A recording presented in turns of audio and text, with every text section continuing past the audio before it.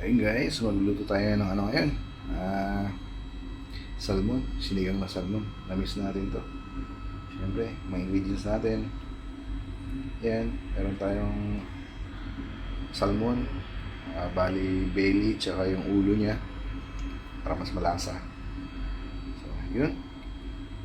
Siyempre, ingredients. Meron tayong kangkong, meron tayong luya, sibuyas, kamatis, asin.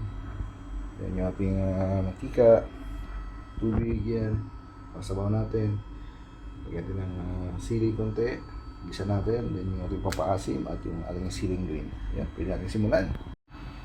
Ayun guys, sinigang tayo ngayon. Sinigang na salmon. Ayun, no? Namiss natin to guys. Yan, papakuluan na natin siya. Siguro mga 10 to 15 minutes. Saka natin ilagay yung ating kangkong. Then yung ating pampalasa.